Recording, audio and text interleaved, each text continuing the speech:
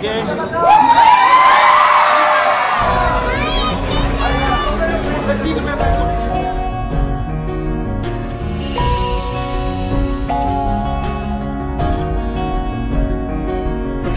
1, 2, 3.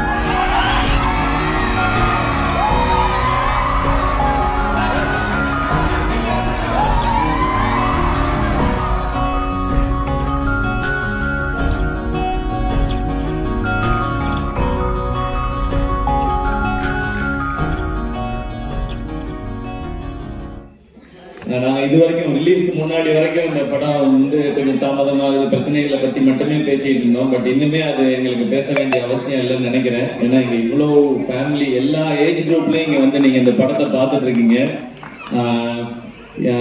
இதே மாதிரி எல்லா ஊர்கள்லயும் ஃபேமிலி எல்லாம் வந்து இந்த படத்தை என்ஜாய் பண்ணி இப்போ வந்து ஃபர்ஸ்ட் ஹாஃப் போயிட்டு இருக்குன்னு நினைக்கிறேன். பார்த்த வரைக்கும் எப்படி இருந்துச்சு?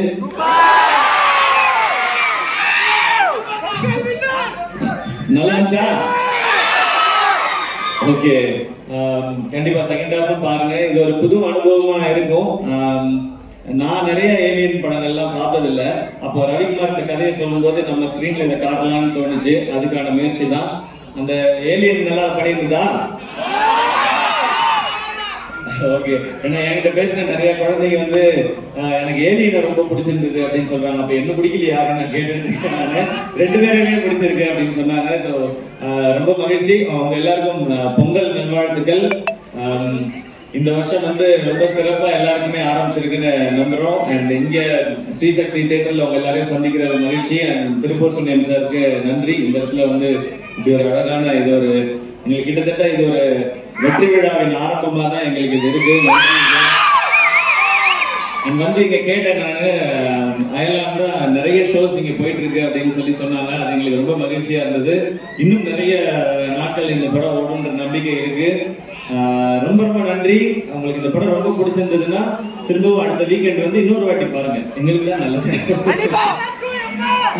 அயர்லாந்து 2-ஆ? சீக்கிரமே கண்டிப்பா அயர்லாந்து 2 நிச்சயமா இருக்கு. இது வந்து சும்மா படத்துக்காக சொல்றது இல்ல. அயர்லாந்து 2 பண்ணணும்ன்ற ஐடியாவோட தான். இப்ப எல்லாருக்கும் இந்த படத்துக்குள்ள என்ன இருக்கு, இந்த ஏலியன் எப்படி இருக்கு, எவ்வளவு பிடிக்குதுன்றது எல்லாம் எங்களுக்கு தெரிஞ்சிருச்சு. அண்ட் இந்த படத்துக்குள்ள இருக்கிற சின்ன சின்ன குறைகளையும் சரி செய்துட்டு அடுத்த படம் இன்னும் பெட்டரா பண்ணணும்ன்றதுதான். அண்ட் ரவிக்குமார்னாலதான் அடிக்கடி திருப்பூருக்கு வர ஆரம்பிச்சேன் நானு. அவங்க வீட்டுக்கு அடிக்கடி வர ஆரம்பிச்சதுதான் அது. நான் இந்த படம் ரிலீஸ் ஆன உடனே சாரி ரவி, இதை நான் பகிர்ந்துக்கிறேன். ரவிக்குமாரோட அம்மா வந்து 2 வருஷத்துக்கு முன்னாடி இறந்துட்டாங்க, தவறிட்டாங்க. அன்னைக்கு அந்த இங்க ஊருக்கு வரும்போது எனக்கு ரொம்ப ரொம்ப கஷ்டமா இருந்தது 2 விஷயம். ஒன்று ரவிக்கு அம்மா இல்லைன்றது, இன்னொன்று இந்த படத்தை இன்னும் நம்மளால ரிலீஸ் பண்ண முடியலன்னு. அன்னைக்கு நான் நினைச்சது அயர்லாந்து படத்தை ரிலீஸ் பண்ணிட்டு திருப்பூருக்கு போகணும் அப்படின்னு நினைச்சோம். இது வந்து இன்னைக்கு ரிலீஸ் பண்ணிட்டு இங்க உங்க முன்னாடி நின்று பேசிட்டு இருக்கோம். இந்த கைத்தட்டல்கள் எல்லாம் வந்து ரவிக்குமார் என்கரேஜ் பண்ண அவங்க அம்மாவுக்கு நிச்சயமா போய் சேரும். இங்க தான் ரவி அம்மா இங்கேயே தான் இருக்காங்க. அதனால நான் இங்க வரணும்னு நினைச்சது, உங்க முன்னாடி பேசணும்னு நினைச்சது. ரொம்ப ரொம்ப நன்றி உங்க அன்புக்கு. இந்த படம் மட்டும் இல்லாம இவ்வளவு நாள் எங்களை கையை பிடிச்சி எடுத்துட்டு வந்ததுக்கு நன்றி.